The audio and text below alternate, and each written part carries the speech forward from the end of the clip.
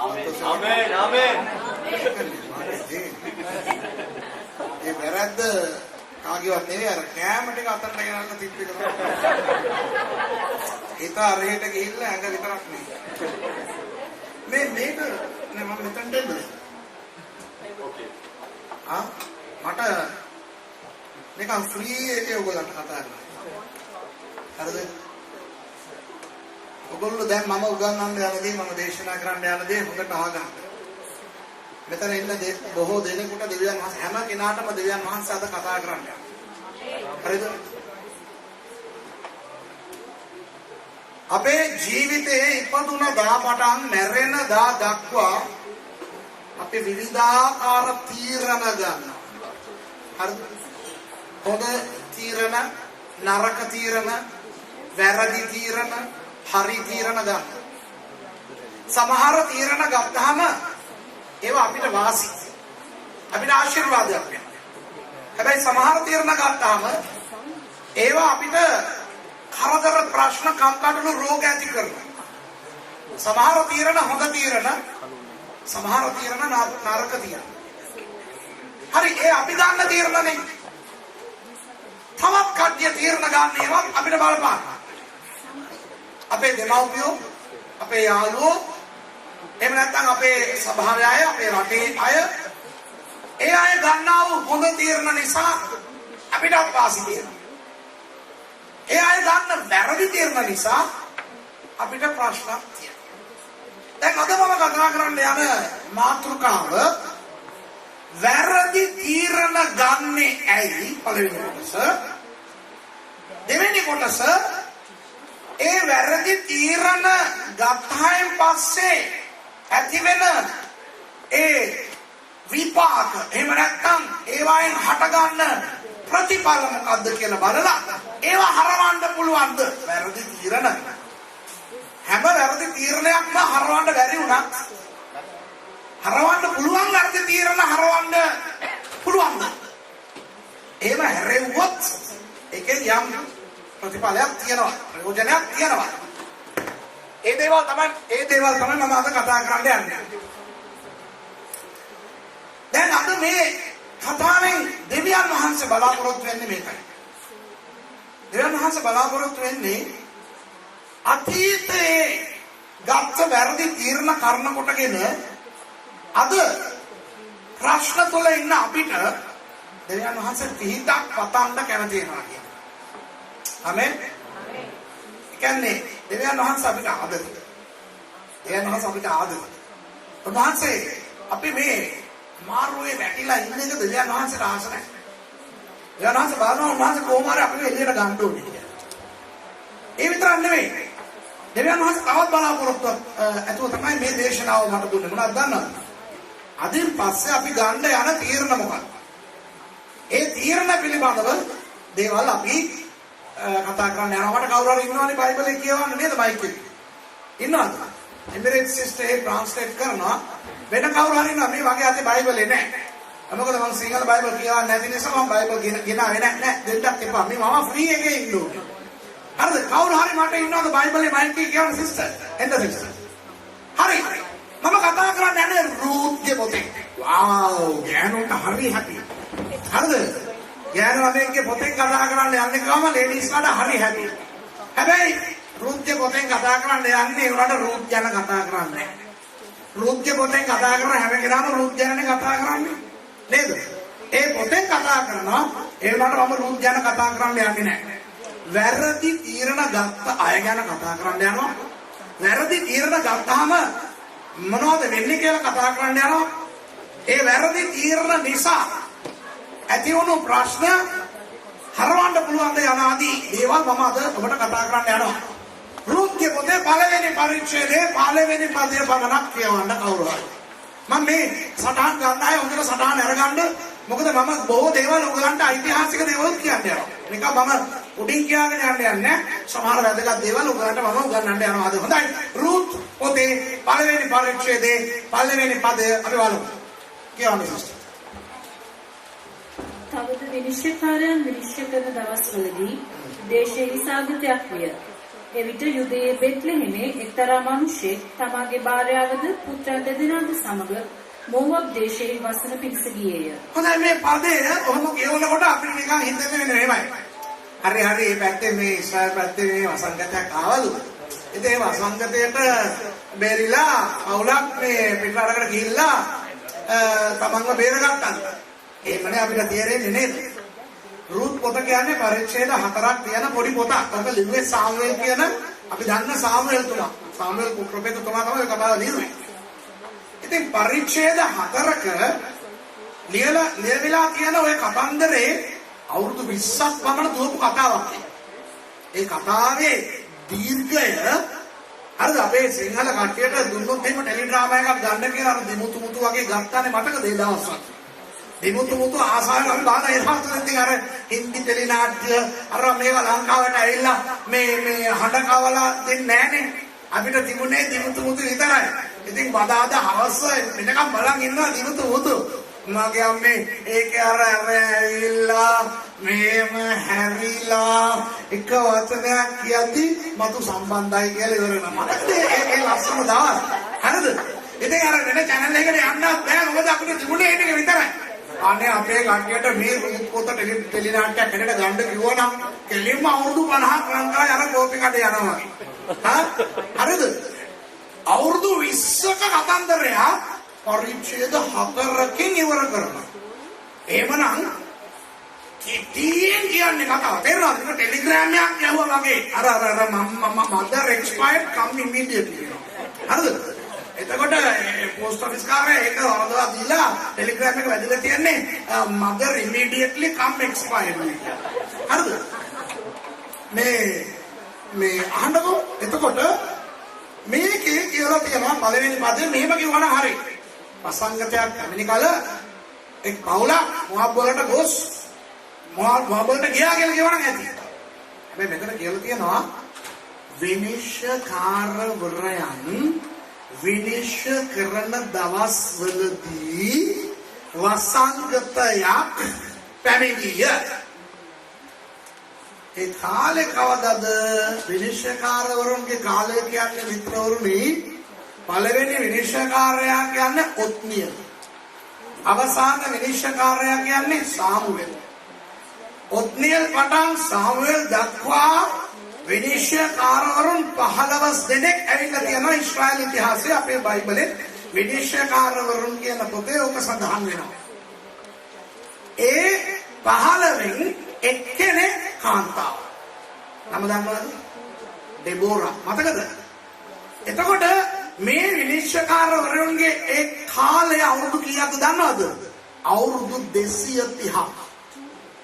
විනිශ්චයකාරවරුන් කියන්නේ රජවරු වගේ එක රජවරයෙක් මැරුණාම තව රජ කෙනෙක් රජ වෙනවා එහෙම නෙමෙයිනේ. විනිශ්චයකාරවරුන් කියන්නේ කවුද දන්නවද? ඔය යොෂුවගේ කාලේ අර යෝර්දාන් ගඟ මේ ගඟෙන් මෙගොඩට පොරොන්දු දේශයට ඒගොල්ලෝ ආවනේ. ඇවිල්ලා යොෂුවගේ නායකත්වයෙන් ඒගොල්ලෝ පොඩි රටවල් අල්ලගෙන ඒ දේශය අත්පත් කරගෙන යොෂුව විසින්ම ඒ දේශය බෙදලා තම තමන්ට කියලා ගත්තා. අර ගෝත්‍ර වලට ගත්තා. හොඳයි. එහෙම අරගෙන යොෂුව මිය ගියේ ඔහොම ඇතුළට ඇවිල්ලා යෝර්දාන් ගඟෙන් මෙගොඩට ඇවිල්ලා අවුරුදු 25 යොෂුව මැරුණා. මෝසෙස් මැරෙනකොට යොෂුවව පත් කරලානේ මැරුණේ. ඒ වගේ යොෂුව කාවවත් පත් කරලා මැරුන්නේ නැහැ. යොෂුව මැරුණාන් පස්සේ මේ ජනයාව නඩත්තු කරන්න නායකයෙක් නැහැ. ඒ වුණාට දෙවියන් වහන්සේ කිව්වා මම ඔයගලන්ට නායකයෙක් හැටියට ඉන්නවා. මම ඉතින් ව්‍යවස්ථාව දීලා තියෙනවානේ. පොතේ හැටියට වැඩ කරන්න කියලා. පොතේ හැටියට වැඩ කරන්න ගියාම අපේ අයියාලට මොනවද වෙන්නේ කියලා දන්නවද? නේද? ඒගොල්ලෝ හින්දු මතයට වැඩ කරන්න පටන් ගන්නවා. ඉතින් ටික ව්‍යවස්ථාවෙන් පිටව බහැරව ගිහිල්ලා පව් කරන්න ගන්නවා. පාපෙට වැටෙනවා. ඉතින් එක්කෙනෙක් පව් කරන්න ගත්තාම මුළු පවුලම පාපෙට වැටෙනවා. ඊට පස්සේ මුළු ගමම පාපෙට වැටෙනවා. මුළු රටම පාපෙට වැටෙනවනේ.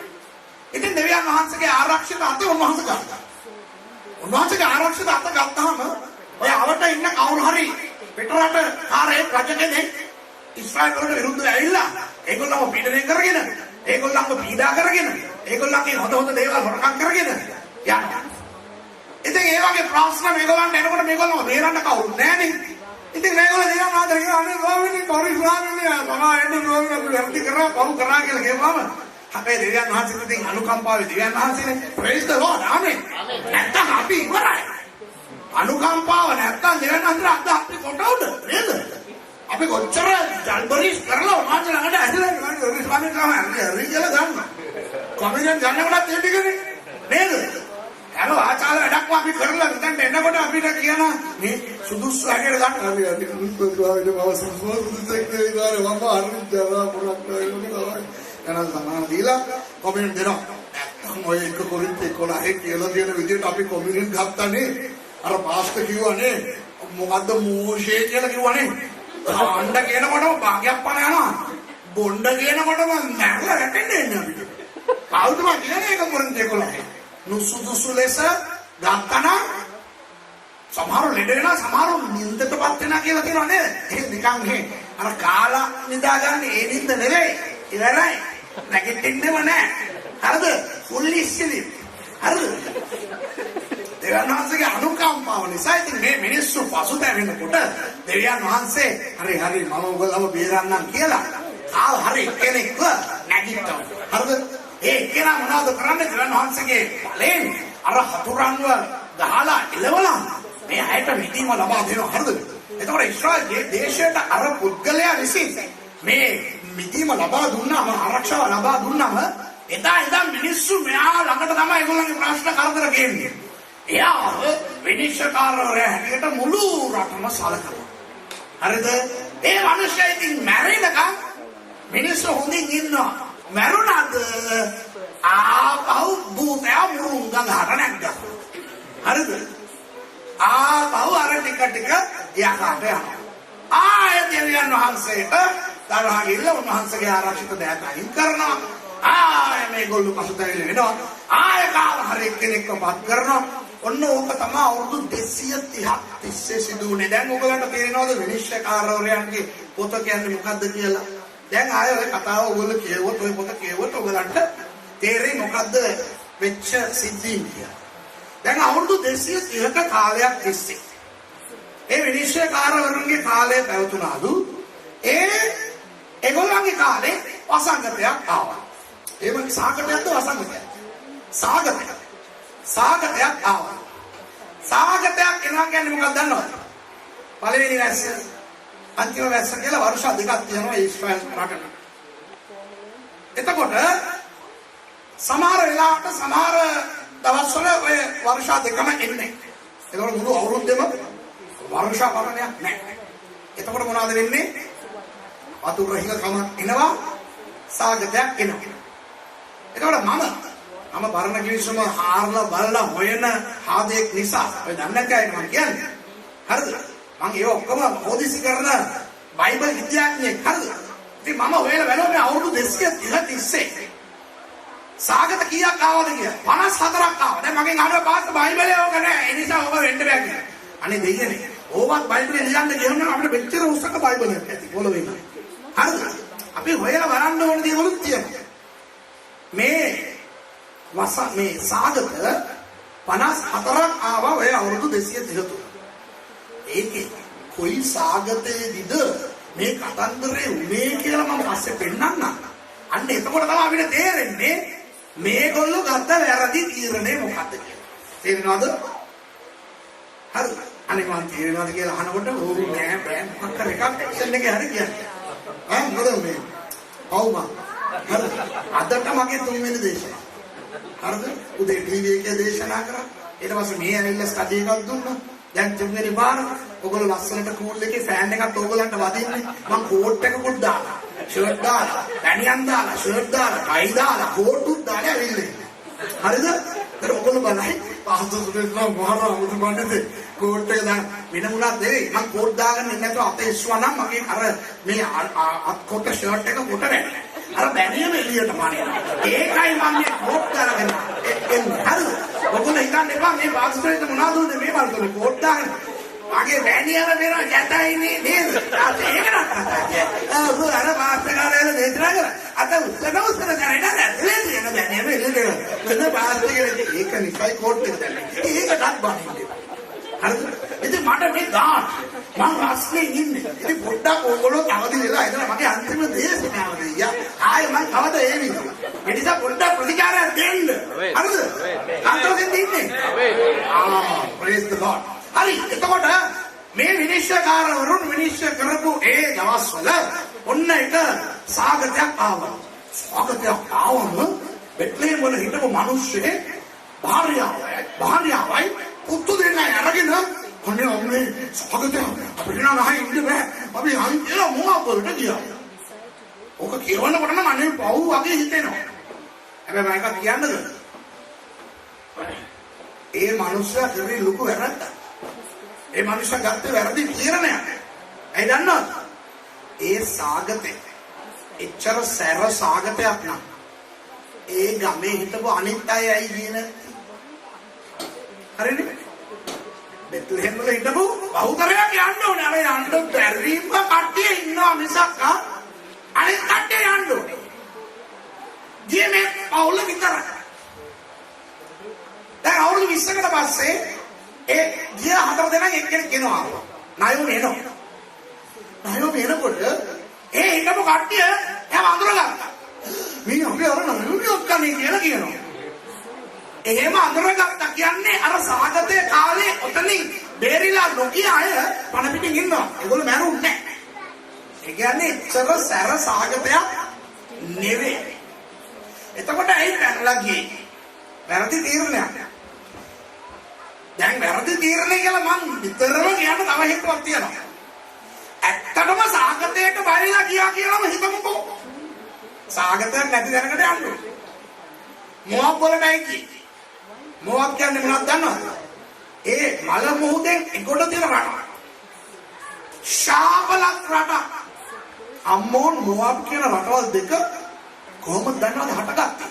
මතකද ආබ්‍රහම්ගේ අයියාගේ පුතා ලෝත් සහ භාර්යාව දුවර දෙන්නත් එක්ක සෝදෝම් වල හිටියා මතකද උත්පත්ති පොතේ. එතකොට සෝදෝම් විනාශ කරන්න යනවා ගොමෝරාත් එක්ක කියලා දෙවනහස තීරණය කරලා ලෝත්යි පවුලටයි දුවන්න කියනවා පණ බේරගෙන. ඒගොල්ලෝ දුවනකොට අර මේ ලෝකේ භාර්යාව හැරලා බලලා ලුණු කණක් වුණා.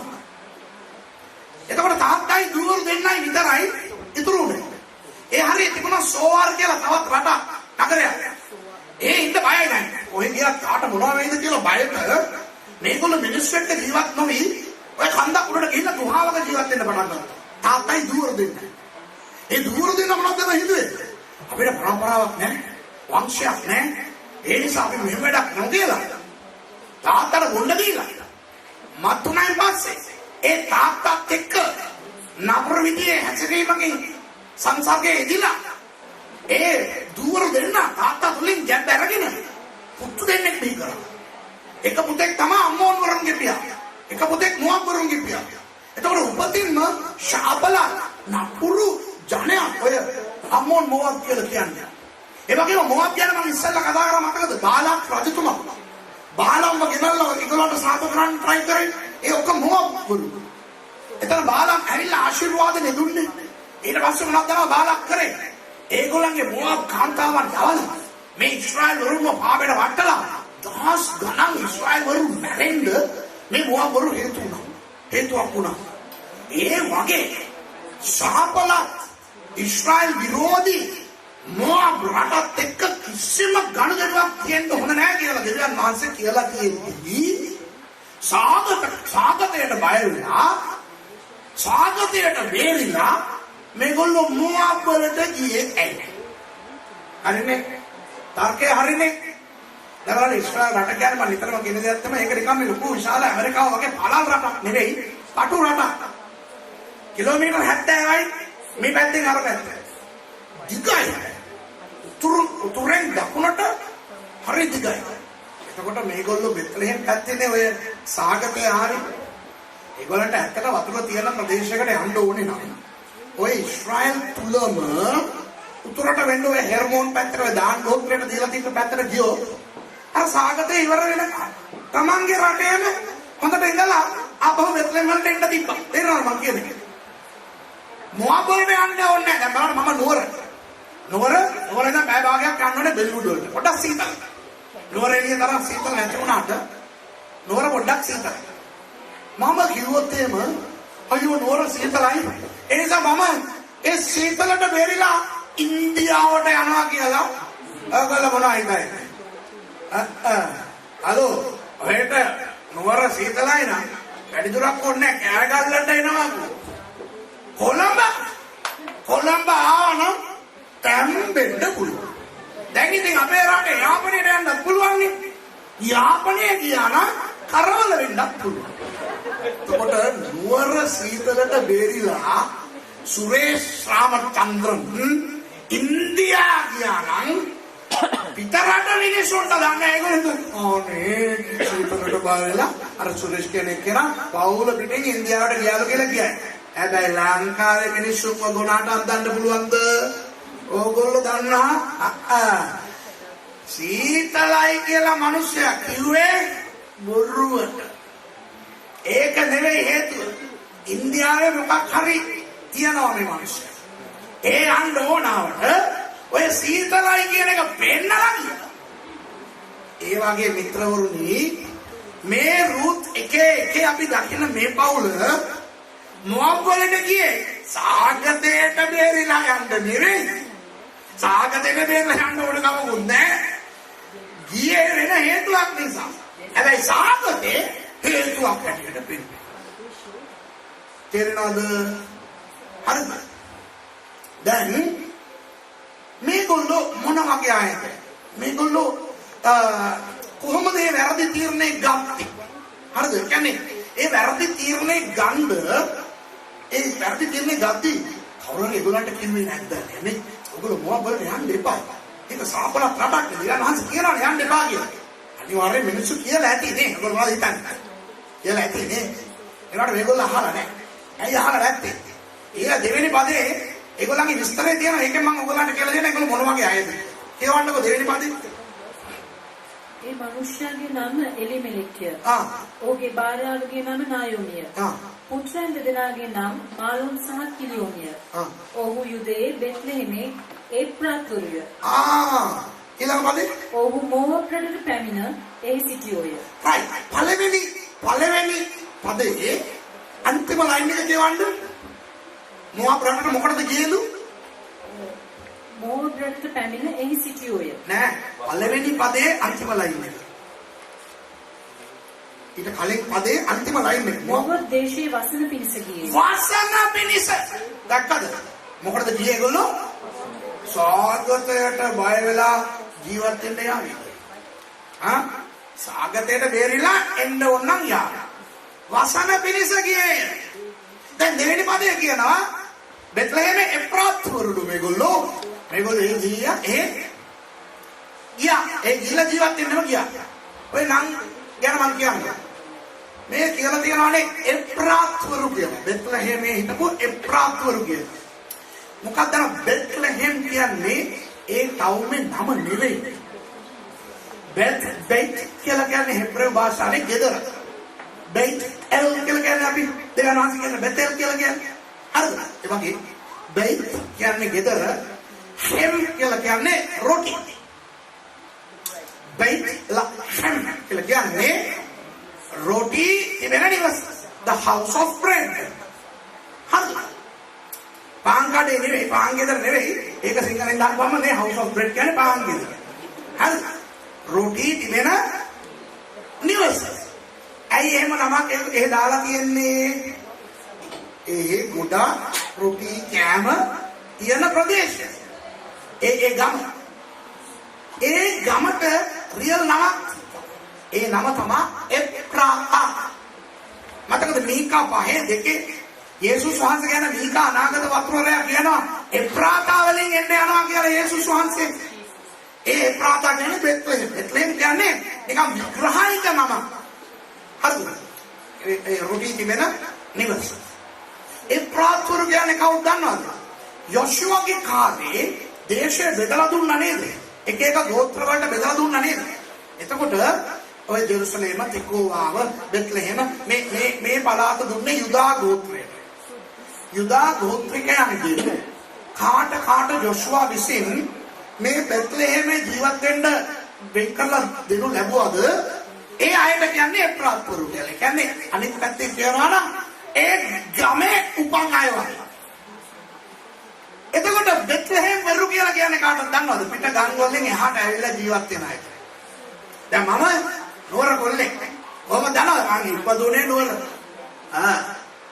මොකද නිකන් අමුතුවෙන් බලන්න. නුවර කොල්ල හරිද? පාස්ටර් උනාට මොකා වුණා අපි නුවර කොල්ලෝ. දැන් නුවරට ඔය පිට ගම් වලින් ඇවිල්ලා ජීවත් වෙන කට්ටිය. ඒගොල්ලෝ නුවර ජීවත් වෙනවා. සින්නක් කර ගයක් තියනවා ඇති. ව්‍යාපාරයක් තියනවා ඇති. එහෙනම් අපි නුවර කොල්ලෝ රියල් නුවර කොල්ලෝ අපි ඉපදුනේ නුවර. මේගොල්ලෝ පිටින් ආපු අය. ඒකට අපිට අර කණ්ඩිකම තියෙනවා. තේරෙනවද? ඒ වගේම ඔය මේ ගම පැත්තේ ඉන්න කට්ටිය වань අපි මේ ගමේ උපන් අය හද්ද. හරිද? සමහර කියන්නේ අපි කොල්ලු පිට හද්ද අපි මර දාන්න කොල්ලෝ හරිද? ඒ ඇයි? ඒගොල්ලෝ ඉපදුනේ. අනිත් කට්ටිය පිටින් ආවා. එතකොට මේ ප්‍රාත්වරු කියලා කියන්නේ කවුද දන්නවද? අපේ ගම මේ හරිද? මේගොල්ලෝ මේ පිටින් ආපු කට්ටිය පහක් ගන්න එපා අපිට. අර ඒ ටයිප් එකේ එලිමෙලෙලා බෙත්ලෙහෙමේ ඒගොල්ලන්ගේම නගරේ. එතකොට ඒකට අපි කියන්නේ මම කියන්නේ සිංහලෙන් අලි ඔළුව. මොනවාද? අලි ඔළුව. අලි ඔළු කාර්යෝ සභාවට ආවනම් අනේ දෙවියනේ අනුශාසනා දෙන්න හරිය අමාරුයි. ඔය ක්‍රිස්තියානිම වෙලා හිටපු කට්ටියට මං වගේ වෙන ආගම මම හින්දු හැටියට ඉඳලානේ ගැලේ බලන්නේ. අනේ සමහර අයට මම අනුශාසනා කරනකොට ඒ අයට උප්පත්ති පොත කොහෙද තියෙන්නේ කියලාවත් දන්නේ නැහැ. හරිද? බයිබලයේ පොත් කීයක්ද තියෙන්නේ කියලාවත් දන්නේ නැහැ. හැබැයි පරම්පරාවෙන් ක්‍රිස්තියානි. ඒ අයට අනුශාසනාවක් දෙනකොට මොනවද දන්නවද ඒගොල්ලෝ කියන්නේ? මේ හලෝ ඔහේ ඊයේ පෙරේදා මේකට ආපු අය පුද්ගලයා හරිද? අපි අපේ තාත්තා කවුද දන්නවද? සෙක්ස්ටන් කෙනෙක්. අපේ සීයා කවුද දන්නවද? කැටකිස්ට් කෙනෙක්. හරිද? අපි කවුද දන්නවද? ඒ දවස්වල ඉඳන් පල්ලි වලට අපි ඉදිරිපත් වෙලා අපි නැතුව පල්ලි මංගල්‍ය නැහැ. හරිද? අපි පාරම්පරික ක්‍රිස්තියානි අය මේ තමුසේ නිකන් වෙන ආගමකින් මේකට ඇවිල්ලා අපිට කියලා දෙන්න එපා. කියලා කියනවා නේ. අන්න ඒ જાතියේ මිනිස්සු තමයි එලිමෙලි. බලන් ගියා මේගොල්ලන්ට මොනවද දන්නේ නැහැ බයිබලේ කියන්නේ. හැබැයි අර අලි ඔළුව තියෙනවා. දැන් අලි ඔළුව තියෙන කට්ටිය වැරදි කරනකොට දෙයියනේ කාටවත් ඒගොල්ලන්ට කියන්නේ. ඒකයි මම කියන්නේ. වැරදි කියලා ගන්න හේතු මොනවද දන්නවද? පළවෙනි එක අලි ඔළුව. කියන දේ අහන්නේ. පාස්ටර් කිව්වා අපි දැන් කද්දයි දන්නේ නැහැ ඊයේ ඉතින් කොහොමද? වෙන කවුරු හරි අනුශාසනාවක් කියන්නේ. මේ බයිබලේ මෙහෙම කියලා දෙන අපි දන්නවා. ඒක කියලා දෙන්න එපා. ඒවා දන්නවා. ඔය කඩෙන්දක් ගන්නේ ඉඳන් අපිවා කියලා තියෙනවා. ඒත් එක්ක මේ නම බලන්න එලිමෙලෙක්. ඒ කියන්නේ දෙවියන් වහන්සේ විසින් පත් කරන ලද රජාලු නම. මෙලෙක් කියන්නේ හෙබ්‍රේ භාෂාවේ රජා. එලෝහිම් දෙවියන් වහන්සේ විසින් පත් කරන ලද රජාලු එලිමෙලෙක් කියන්නේ. ඉතින් අර යුදෙවන්ට නම් වල තේරුම් තියනවානේ. එතකොට නිකන් අර රජ පාට අර රජ කොල්ල කියලා කියන්නේ. හරිද? නිකන් අර අයියලා වැඩකාරලා. ඒ වගේ අයට මම දන්නේ ඔයගලන්ට අත්දැකීම තියනවද නැද්ද කියලා. ඇඩ්වයිස් එකක් දීලා බලන්න. අනේ දෙයනේ අහන්නේ. ඒ එලිමෙලෙක්ලා මොහොතේ යන්න ප්ලෑන් කරද්දි ඔය බෙත්ලේම වල හිටපු අනිත් කට්ටිය කියලා ඇති. මේ එලිමෙලෙක් අයියේ. මොකද මොහොතේ යන්නේ? ඉතින් යන්න නැතුව ඉමුකෝ. අපි ඉන්නේ අපිට කියලා දෙන්න. අපි ගන්න. ඒතකොට අපි නිකන් මොඩයි. දැනගෙන කරා. වැරදි තීරණ ගන්න පළවෙනි හේතුව මොනවද දන්නවද? මම දන්නවා මම මොනවද කරන්න කියලා හිතන එක. එහෙම හිතලා තමයි තුන් කාලක් මිනිස්සු විනාශ වෙන්නේ. දෙවෙනි හේතුව මොනවද දන්නවද? ඒ වැරදි තීරණය ගන්න හැකියාව තියෙනවා. හැකියාව තියෙනවා මේ පවුල එසේමෙස පවුලක් නෙවෙයි. පස්සේ හතරවෙනි පරීක්ෂණයේ 9 වෙනි පදේ වැළුවොත් එහෙම රුත් පොතේ පස්සේ කියවන්න. 4 9 වැළුවොත් ඒ රුත් බඳින යන බෝවස් මොන කොහමද වෙන්නේ? තාත්තගේ නමෙන්. ඒ කියන්නේ එලිමෙලෙක්ගේ නමෙන් තිබ්බ ඉඩමයි. මහලොන් කිලියොන් කියන ඔය දෙන්නගේ පුතු දෙන්නගේ නමෙන් තිබුණු ඉඩම් දෙකයි. ඒ කියන්නේ සම්පූර්ණව ඉඩම් 3ක්. මොදෝ ගන්න තමයි රුත් බැන්නේ. ඉඩම් කාර්යය නිකන් එසෙමෙසනේ තාත්තගේ නමට වෙනම මහලොන්ගේ නමට වෙනම කිලියොන්ගේ නමට වෙනම කියලා. මගේ අම්මෝ නිකන් වලව් කාර්යය ඉඩම් කාර්යය අනේ මේ අයට අනුශාසනා දෙන්න ගියාම ඒගොල්ලෝ මොනවද කියන්නේ මේ ඔයාගේ සල්ලි වලින්ද මන් කරන්නේ අනේ මේ අයියේ මේක අයියේ යන්න එපා මොහක් වලට ඉන්නකෝ ඇයි ඔයගොල්ලෝගේ සල්ලි වලින්ද අපි යන්න අපිට තියනවා අපි යනවා ඔයගොල්ලෝ පුළුවන් නේද අද ක්‍රිස්තියානි කාර්යය ඔක තමයි කරන්නේ වැරදි තීරණ ගන්න හැකියාව යන්න පුළුවන්කම තියෙනවා තේරුණාද මං කියන්නේ අපි තේමයි කල්පනා කරන්න මම මේ අද පොඩ්ඩක් ජෝක් එකට කතා කරන්නේ මට නිදිමත නිසා බොරුනේ කාටද මං කිව්වා ඉස්සලා කාටද මේ බ්‍රදර්ද මං කිව්වා මම බ්‍රදර් එක වයි එළියට යනවා ඇයිද මට නිදිමතයි එතන මට නිදිමතයි දැන් ඔයගලන්ට 119 වෙනි ගීතාවලිය කියන්න කියලා මම මේ පාරක් දැම්මෝ 119 වෙනි ගීතාවලිය මට 176ක් තියෙනවා ඔයගොල්ලෝ තියවගෙන ඉඳන් මම නින්දක් දාගෙන ඉන්නවා චුරට මහන්සි එනිසා මම ලීනුවේ කතා කරනවා මම අවදියෙන් ඉන්නවා මම අවදියෙන් ඉන්නකොට ඔබත් අවදියෙන් ඉන්නවා කියලා මට විශ්වාස කරන්න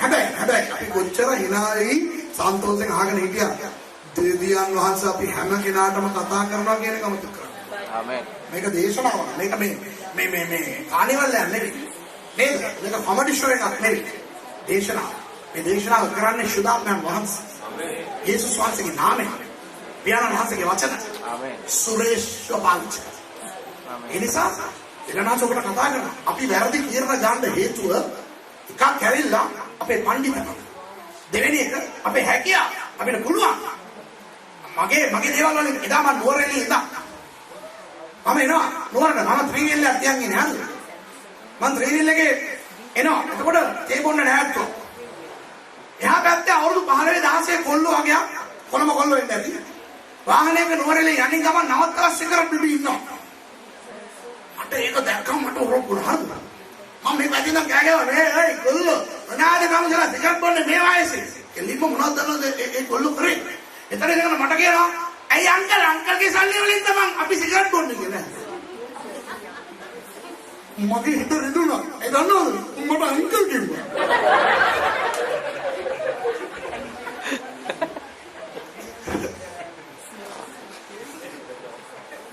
දැක්කද ඒගොල්ලන්ගේ වැඩේ ඒගොල්ලෝ මොනවද කියන්නේ ඔයාට මොකද අපේ සල්ලි වලින් නෙබොන්නේ ඔයාගේ සල්ලි වලින් නෙවෙයි නෙබොන්නේ අනේ ආකල් මං වැරදි කරා නම් මටනේ පාඩුව ඔයා නිකන් ඉන්නේ අනේ ආකල් හරිද ඒ නිසා තමයි මේගොල්ලෝ වැරද්ද කරේ එලිමෙලේ නායෝලි මක්ලෝ කිලියෝන් අතර දිනාම මොහොත් වලට ගියා දැන් මිත්‍රෝනේ මම තව දෙයක් ඔයගලන්ට කියන්න ඕනේ ඇයි මොහොත් වලට ගියේ අර වැරදි තීරණේ ගන්න නැතුව ඒගොල්ලන්ට ඉන්න බැරි වුණේ ඇයි කියලා මෙච්චර වෙලා මං කිව්වේ මොකටද මොහොත් වලට ගියේ කියලා මං කියන්නේ අපි හරවමු මේ විනිශ්චයකාරවරුන්ගේ පොතේ තුන්වෙනි පරිච්ඡේදයේ 12 වෙනි පදයේ ඉඳලා තමයි අපි කියවන්න යන්නේ අන්න එතන තමයි ඒ වකවානුවේ තමයි රුත්ගේ කතාව සිදු වෙන්නේ හරිද කියවන්න විනිශ්චයකාරවරයාගේ පොතේ තුන්වෙනි පරිච්ඡේදයේ 12 වෙනි පදේ අර මං ඉස්සෙල්ලා කිව්වේ ඒගොල්ලෝ වැරදි කරනකොට දෙවියන් වහන්සේ ඉඩ දෙනවා අපිට ආය ඇවිල්ලා ඊශ්‍රායල් පාලනය කරන්න කියනවා ඒ වගේ දෙකකින් පටන් ගන්නවා 12 වෙනි පදේ කියවන්න සිස්ටම් නැවත ඊශ්‍රායල් පුත්‍රයෝ ස්වාමින් වහන්සේගේ ඇස් හමුවෙහි නපුරුව තිබුණු දේ කළෝය. නැවත ඊශ්‍රායල් වරු ස්වාමින් වහන්සේ ඉදිරියේ නපුරු දේ කළේය. එතකොට මොනවද කරන්නේ දෙවියන් වහන්සේ? ඔවුන් ස්වාමින් වහන්සේගේ ඇස් හමුවෙහි නපුරුව තිබුණු දේ කළ නිසා උන්වහන්සේ ඔවුන්ට විරුද්ධව මෝවාබ්හි රජු එග්ලෝන් බලවත් කළසේක. ඒවන් එග්ලෝන් කියන රජවරයා ඒ වකට මොවාබ් රටේ රජවරයා හැටියට හිටියේ ලොකු බඩපටියෙක්. හරිද? පස්සේ කියලා තියෙනවා අර මිනිස්සෙක් කියලා. ඒ කියන්නේ මේ හෙබ්‍රේව භාෂාවෙන් බලනකොට හරි මහත් බඩ මෙහෙම තියෙන බඩපටියෙක්. හරිද? එග්ලෝන් කියන මිනිසයා තමයිලු රජ මොවාබ් වල. ඔහුගේ අත දෙවනාස් බලවත් කරාලු ඊශ්‍රායල් වරුන්ට විරුද්ධව. පස්සේ මොනවද උනේ? ඔහු අම්මෝන් සහ අමලෙක් පුත්‍රයන් රැස් කරවාගෙන ගොස් ඊශ්‍රායලට පහර දුන්නේය. ඔහු ඉදිගස් නුවරද හිමි කරගත්තෝය. ඉදිගස් නුවර කියලා කියන්නේ ජෙරිකෝ. අර අපි දන්නේ ජෙරිකෝ කියලා. ජෙරිකෝ වලට කියන්නේ ඉදිගස් නුවර කියලා. හරිද? ඒ නුවරත් අල්ලගත්තා. මොකද මල මොහොත පැනලා මෙහාට ආපු ගමන් ඉස්සල්ලාම අහුවෙන්නේ ඊශ්‍රායල් තුල ඔය ජෙරිකෝ තමයි. ඒකත් සෑහෙන දුරට ඒගොල්ලෝ අත්පත් කරගත්තා. දැන් කියවන්නකො. කියවන්න. ඉස්රායල් පුත්‍රය මෝවබි රජු එග්ලොන්ට 18 අවුරුද්දක් සේවය කළා. දැන් එග්ලොන් ඇවිල්ලා ඉස්රායල් රට කාගෙන ඒ අයව රට තුලම නිකන් ගහල්ල වගේ තියාගෙන හිටියා. අවුරුදු කීයක්ද? ඔයගොල්ලෝ කියන දැන් ඇහුවනේ. අවුරුදු 18ක්. ඉස්රායල් වරුන්ගේ ජීවිතය අවුරුදු 18ක් තිස්සේ පා වුණා ඒගොල්ලෝ. ඇයි? අස්වැන්නක් ගන්න බෑ. මොකද වලින් ඒගොල්ලෝ ඇවිල්ලා අස්වැන්නෙන් ඕන තරම් අරගෙන යනවා. අර ඉතුරු වෙන්නේ ඒවා තමයි ඉස්රායල්. ඉස්රායල් තරුණ කොල්ලෝ කෙල්ලෝ පාරේ ඇවිදින්න බෑ. ඒටි ගමන් ඔය මුවබ්බරු එනවා. ඇවිල්ලා මේ අයව අල්ලගෙන ගෙනියනවා. ගිහිල්ලා ඒ රටේ වයිස්කමට හෝ වැඩකාරකමට පාවිච්චි කරනවා. ඇවිල්ලා මේ ඉස්රායල් වරුන්ට දසවත දෙනවා. නිකන් එතකොට ඇවිල්ලා ගහලා අර ජොලියට ගහලා යන්නේ. හරිද? අර ජොලියට සොමියට ගහන ඒව ඔක්කොම කරනවා. අවුරුදු 18ක් තිස්සේ ඉස්රායල් වරු පුදුම පීඩාවක් ඉන්න තමන්ගේ රට තුල. හැබැයි වහල් හැටේ වෙන කොයක් ගියේ නෑ තමන්ගේ රට තුලම. ඉතින් එහෙම කුටි කනකොට මොනවද කරන්නේ? අර අපි කරන දේ තමයි ඒක කරන්නේ. අපිත් බලන්න හොඳට ඉන්නකොට දෙවියන් වහන්සේව නිකන් සයිඩ් එකේ තියන් ඉන්නවා. සාරිනේ අපි වහන්සේ අමතක කරේ නෑ. හරිද? පල්ලියක් සයිඩ් එකේ තියන් ඉන්නවා. ඉතින් එක පල්ලියක් එනවා. එන්න වෙනවා නේද? අපි පල්ලිය දාලා කියන්නේ පස්සට වෙලා හරි දාලා ඉන්නවා. හරිද? දැන් පාස්ටර් කාලයක් දින අල්ල මාත් කොහොමද? ඉන්නවා අපි ඉන්නවා. අර ඒ වගේ අපි හොඳට ඉන්නකොට මොකක් හරි ලොකු ප්‍රශ්නයක් ආවම පල්ලියට එනවා. ඒකට එනවා. හවුස් මීටින් එනවා. ඕල් නයිට් එනවා. හරිද? දවාලකට එනවා ඕල් නයිට්. හරිද? ෆාස්ටිං එකකට නොකයනවා. නිකන් එකකට නොකයනවා. හරි?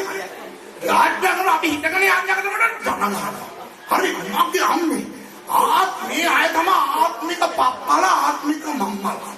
ඒ ප්‍රශ්න තියෙනකොට අපේ ක්‍රිස්තියානි අය හැසිරෙන විදිය මං වගේ මිනිස්සු දකිනකොට මට හිතෙනවා අනේ මම ගැලවීම ලබලාද කියලා. ආත්මික වෙනවා නේ මේ මිනිස්සු.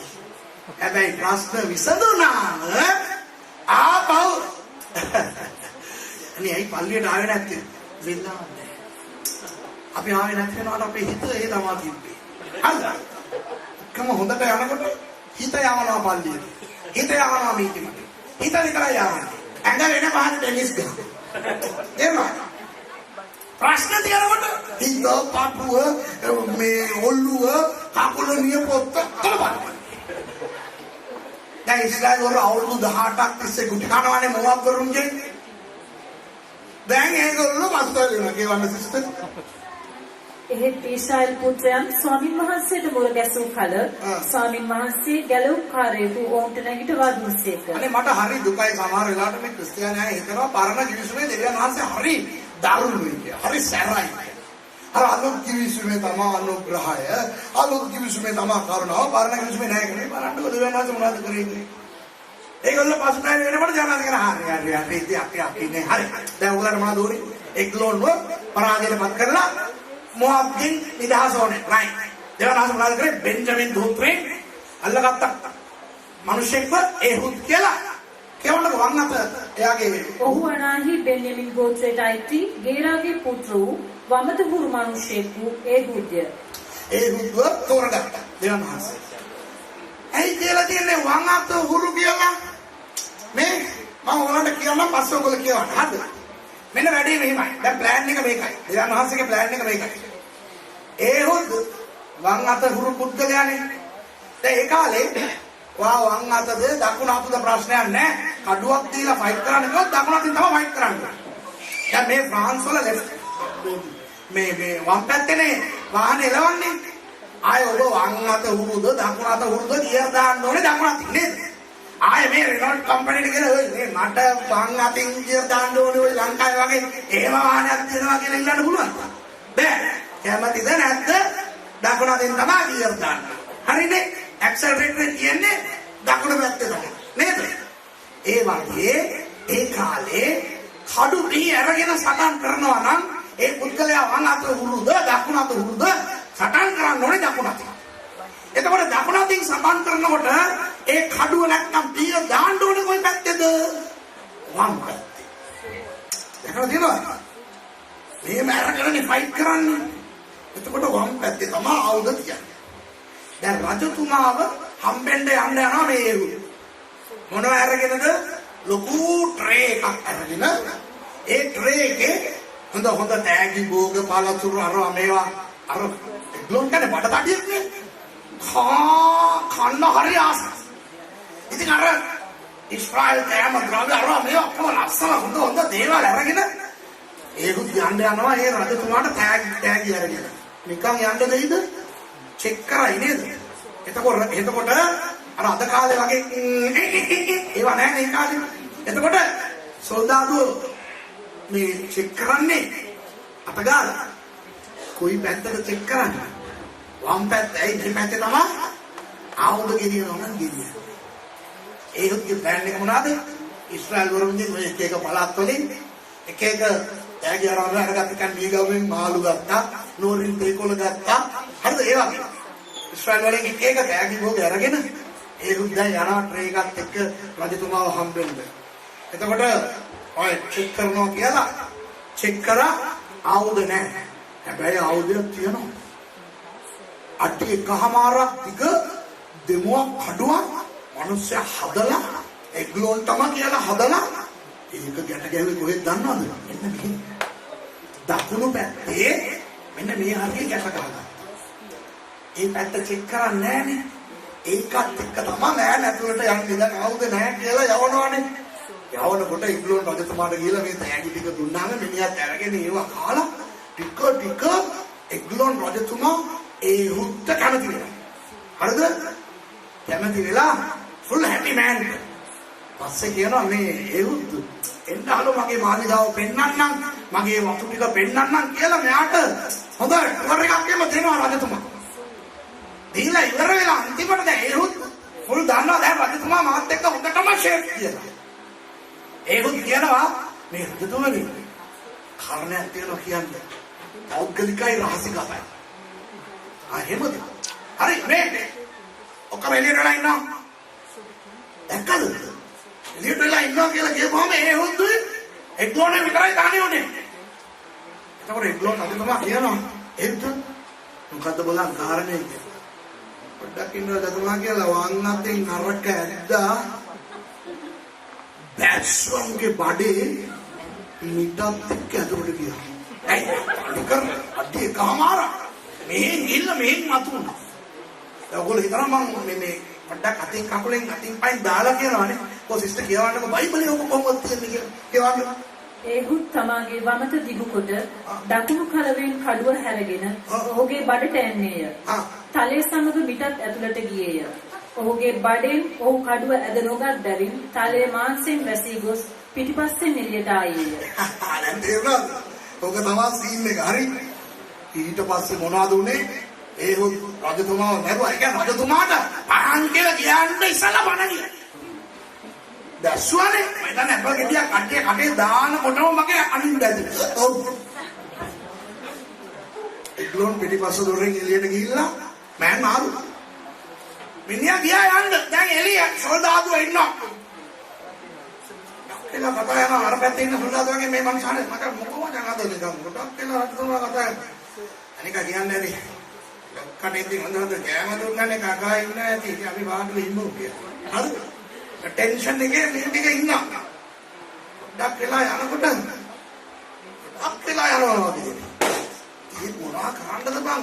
පට්ටු කරන්නත් බෑ. රජතුමානේ නේ. පට්ටු කරන්න පුළුවන්. excuse me. ඇයි පරක්කු?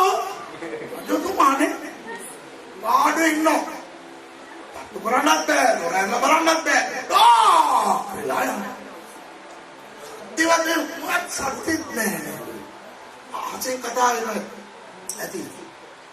අන්තිමට ඩොක් වෙලා ගිහිල්ලා මීට දැන් හරියන්නේ පොඩ්ඩක් බලමුනේ. ඔමාරි පිටරට එකෙක් ඉන්නේ කියලා. මීට දොර ඇරලා බලනකොට අර නෑ නින්න අර අපල ගෙඩියක් දෙනවා. ඔයි වරේ යන්න කියලා බලද්දි එග්ලෝන් මැරිලා පැය ගානක්.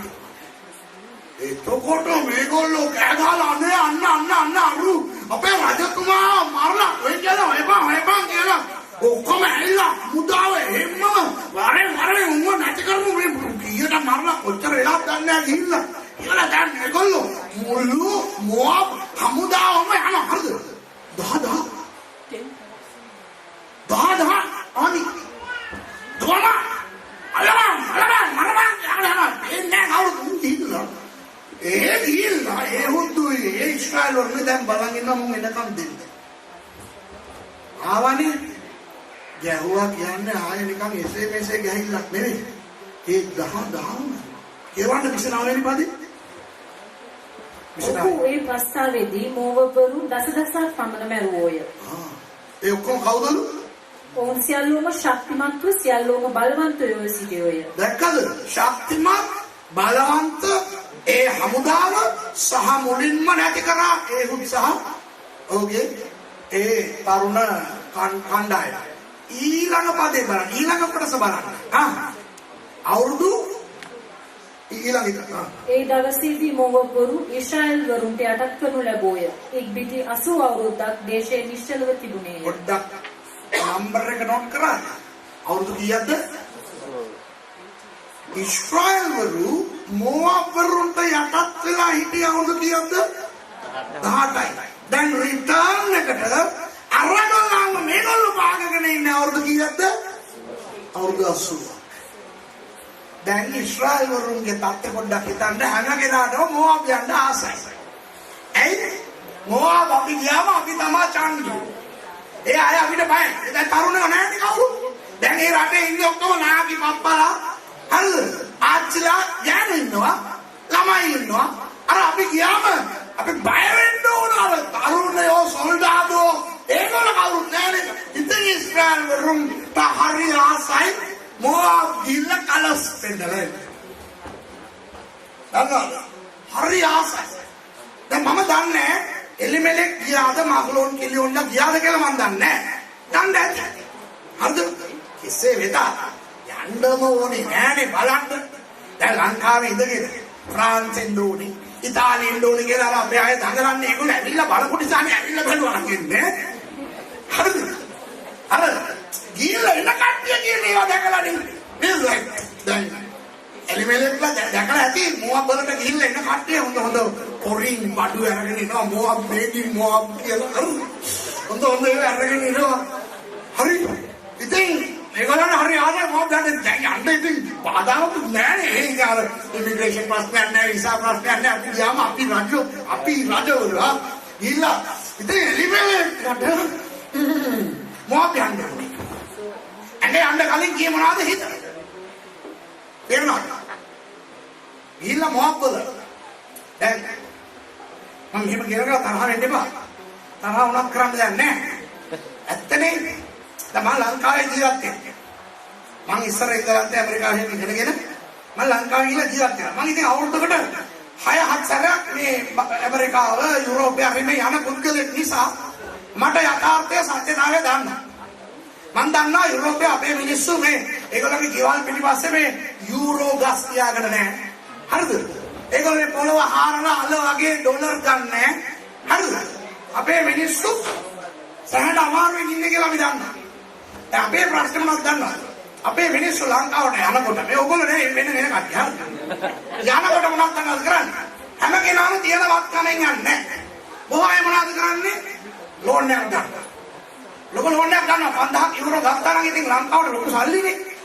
අරගෙන අර දැන් මට ෆ්‍රාන්ස් වල මාව මේගොල්ලෝ ගෙනියන්නේ නැහැ නේ ඔය පේමන්ට් එකට. ඉතාලියේ මම මිලාන් වල ලා ස්කෝලා බිබ්ලිකා කියන ඉස්කෝලේ මම ඉන්නවා ප්‍රොෆෙසර් කෙනෙක් හැටියට. ඒ ඉතාලියන්ස්ලා. ඉතින් මම හවසට ලෙක්චර්ස් නැති වෙලා නිකන් ඇවිදින්න යනකොට මම දකිනවා සෙනසුරාදා දවස්වල තියෙනවා සැටර්ඩේ මාකට් කියලා එකක්. මම දැක්කා 1 යුරෝ එකට කූලින් ග්ලාස් දෙකක් විකුණුවා. ඉතින් ඒ වගේ කූලින් ග්ලාස් දෙකක් ගත්තා. එකක් දාගත්ත ඔළුවට දන්නවද? ලංකාවේ ආයව රවට්ටන්න ඕන මෙහෙම ඇඳ ගන්න. කන්නඩි හදලා තින්නේ ඇහැට දාන්න. ලංකාවේ ඇයට කලස් පෙන්නන්න මේක දාගන්න. එහෙම එකයි පොකට් එකේ තමයි. ලංකාවේ කාට දන්නේ නැහනේ. මේ යූරෝ එකට දෙකක් අරගෙන තියනවා කියලා. buy one get one free කියලා දන්නේ නැහැ. අරගත්තා. එතනම තුන්වෙනි කඩේට ගියොත් එතන විකුණනවා 1.50ට ලොකු බෙල්ට් එකක් අර પાස්පෝර්ට් අරගෙන දාගන්න. හරිද? එතකොට කලිසම ගහලා ඒකේ සාක්කුව අරගෙන මේ කියනවා උඩින් අරකට ඇඳගත්තා. ඒකේ પાස්පෝර්ටුයි අර ණයට ගත්තේ යූරෝ 5000 ඒවත් පොඩි කරලා 10 20 වල අඩුකු කරලා මේව තියාගෙන කන්නාඩියක් ඔලුවට දාගෙන හරිද කතාර යාමේස් එකෙන් ගිල්ලා කචුනායක බයින්නේ කටුනායක නෙවෙයි ඒ එනකොට බයින්නේ කොහරද කචුනායක දැන් කචුනායක බහලා එළියට ගියාම අරගොල්ලෝ ඇවිල්ලා කවුද සිරිසේන හරිද සිරිසේන ඇවිල්ලා අර බන්න ඇවිල්ලා හරිද ස්මති පහල ඇවිල්ලා සීලවදී අක්කත් ඇවිල්ලා අනේ ඒගොල්ලෝ ඇවිල්ලා bonjour Puis raté, puis qui a des bonjour, qui a gagné la peine. Ça va? Très bien. Oh, ok. Ah, mais, mon wahde daave kudu, ani aka air karena air condition kira, nahi vele kapi dan. Haru. Air condition kan AC itu purduela hari amaru. Kota arah sila cakka kira sih na mangi, mangi arah AC jala dia na ane game dekil. Dan api nanda nego negala, nanda kya na arah golo hari adam pun ini arah oh itu pun nego kena me yani jamam me tega beli anda tu. Oh hotel restaurant tiada. boleh aku katakan අපි දන්නවා. ඒ අර plate එක පොන්න බැලුවේ. හරිද? ඉතින් අර බැස්ස කටුනායක බැස්ස වෙලේ ඉන්න. අර එක්කරගෙන යන්න ආපු මිනිස්සු හිතනවා අනේ අපේ ජිල් ජෝන්ට වෙලා තියෙන්නේ. කොච්චර හොඳට අනේ දැන් නම් මෙන්න සුද්ධ වගේම ආට විතරයි වෙනසම නැත්තේ. අනේ අපිට යන්න ඕනේ. අනේ අපිට යන්න ඕනේ. මගේ පුතාවත් යන්න ඕනේ. තාත්තලා හිතනවා මට බැරි වුණ එක මගේ පුතාව ආවේ මොනවාරි කරලා මගේ ගෑණිගේ බෙල්ලේ බෙද ගන්න දැල්ලා නිකුණා හරි. මගේ පුතාව යනවා කියලා තාත්තා හිතනවා. අම්මා හිතනවා මගේ අර මල්ලිගේ නමට අම්මා ලියපු එක නඩු දාලා හරි ඒ ඉතම අරගෙන විකුණනවා මගේ දුර යවන්න ඕනේ. හරිද? අපේ මිනිස්සු ගිහින් ලංකාවේ අය මේ ෆ්‍රාන්ස් ජීවිත ඉතාලි ජීවිත යුරෝප ජීවිත යන බැර් නැති අමුතු පින්තූරයක් දාලා ඒ අයව කලමන එනවා. අපි ආවන් පස්සේ ඒ අයගේ හිත් අපිට එනවා. ආය ලංකාවේ ඉඳලා තියෙන්නේ කඳ විතරයි. පස්සේ ඒ අය ලක්ෂ 30 35 කියලා ගෙවලා සිරියාවට ඇවිල්ලා බහැලා නැත්තම් පෝලන්ඩ් ගිහිල්ලා රෂ්‍යාව ඉඳන් ට්‍රක් එකේ යට දුදියගෙන මේක ඇවිල්ලා මේ ට්‍රක් එකේ යට දුදියනවා වගේ තමයි ඊට පස්සේ මැරෙනකන් ජීවත් වෙන්නත් යන්නේ. නේද මම කියන්නේ ඇත්තද නැද්ද කියන්නකෝ නේද? ඕක තමයි එලිවෙලට උන්නේ. මොවාබ් රටට ගියා නම් හරි ජොලි. මේ බලන්න. බෙත්ලෙහෙම් වල ඒ ප්‍රාප්තවරු ජීවත් වෙනකොට එයාගේ කතා මිනිස්සු බලනවා. එයාගේ හැසිරීම මිනිස්සු බලනවා. එයාගේ ඇඳුම් විලාශය මිනිස්සු බලනවා. හොඳට දෙන්න ඕනේ. මොකද මේක බෙත්ලෙහෙම්. යෙරුසලේම මත. හරිද? මේ ඉන්න කාටි යුදා ගෝත්‍රය තමයි ඒ කාලේ ගොඩක් මේ ඒ කාලේ දේවාලෙ තිබුණ නෑනේ. ඒ කාලේ තිබුණා මේ කුඩාරම කියන්නේ. ඒකට ගොඩක් දායකෝනේ මේගොල්ලෝ තමයි. ආත්මිකව ගොඩක් ඒගොල්ලන්ගේ මිනිස්සු ගොඩක් දේවල් බලාපොරොත්තු වෙනවා. ජීවිතේ අමාරුයි. හැබැයි මොවබ් වලට ගියාම සුන්දරයි. ඒ ඕන දෙයක් අඳින්න පුළුවන්. ඕන විදිහට කතා කරන්න පුළුවන්. ඕන විදිහේ නිදහස් ජීවිතයක් ගත කරන්න පුළුවන් කියලා හිතුවා. තේරෙනවද? අපේ ගොඩක් ලංකාවේ අය ඔහොම නෙමෙයි. අපේ ලංකාව ගොඩක් සංස්කෘතිකමය වාසීන් කියනවා අපේ දරුවන් ඔහි හදන්න. හරිද? මම ගොඩක් කියනවා මෙහෙම දෙයක්. අපි ලංකාවේ මම එදා කිව්වම හිතන්නේ. ඔයගලන්ට කිව්වද මම දන්නේ නැහැ. තන්නාසි කතාව කිව්වද? ඔන්න බලවෝ බීලු වෙනවා. අඬ ළමයි අල්ලනවා. බක්කා එනවා කාගියා. දැන් ගෑවේ නැත්තම් බක්ක බිල්ල එනවා කියලා අපි තරවටු කරා. අපිට කිව්වා ඒ කාලේ. අද අපේ ළමයි මේ ඉන්නකොට කියනවා තාත්තේ අම්මේ මට මොනාරි කරා නම් මේ ඉන්න බක්කට කියන කවුද බක්කා? පොලිස් කාර්යය. හරිද? මේ අපිට මොනාරි කරොත් අපි ටෙලිෆෝන් දාපුවම ඔයගොල්ලෝ කියමු බක්කා ආවේ නැහැ. හරිද? හැබැයි අපි කියන බක්කා අනිවාර්යෙන් එනවා. දරුවාට මොකක් හරි කරලා ඒ දරුවා ටෙලිෆෝන් කරොත් බක්කා ලයිට් දාගෙන කෑ ගහගෙන එන්නේ. ඔයි ඔන්න පිටුවයි බිල්ල එනවා. ඇවිල්ලා අඬන ළමයි අල්ලන්නේ අඬවන දෙමව්පියන් වගේ. නේද? අල්ලගෙන ගිහිල්ලා ලොකු ප්‍රශ්න. ඒකට අපේ සංස්කෘතියේ තියනවා තාමත් හොඳ දේවල් ඉතුරු වෙලා ලංකාවේ. ගොඩක් අයට ඒවා කැමති නැහැ දන්නවද? ඒවයින් පිට ඇවිල්ලා නිදහස් සංස්කෘතියට ආවා නම් අපි ඕන දෙයක් අඳිනවා. අපි වහගෙනත් අඳිනවා, ඇරගෙනත් අඳිනවා. දන්නවද? සමහර ඇඳුම් අඳින්නේ වහන්නේ නෙවෙයි, අරින්නේ. සමහර කතා කරනකොට අශීලාචාරව කතා කරනවා. ඒගොල්ලන්ගේ ඇඳුම් විලාස, කතා විලාස කිසිම බයක් නැහැ. නිදහස. අන්න ඒ වගේ තත්ත්වයක් තමයි එල්ලිමේලෙක්ලට ඇති වෙන්නේ. දැන් තියෙනවා ඒගොල්ලෝ වැරදි කිව්වේ ගත්තේ කියලා මිත්‍රවරුන්. දික්කසාද වෙන අය. ගෙදරින් පිට වෙලා යන දරුවෝ. සභාව දාලා යන අය. පවුල් සම්මතතා කඩා ගන්න අය.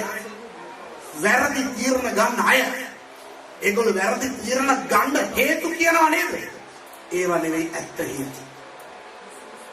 දන්නවද? එලිමෙලෙක් මොනවද හේතුව වෙන්නේ? සාගතය. සාගතය නෙවෙයි හේතුව. හේතුව වෙන දෙයක්.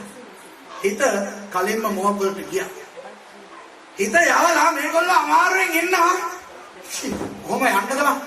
මිනිස්සු මොනවා හිතයිද? එන්න.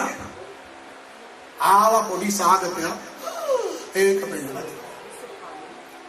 2004 දෙසැම්බර් 28 අපිට සුනාමියක් ආවා.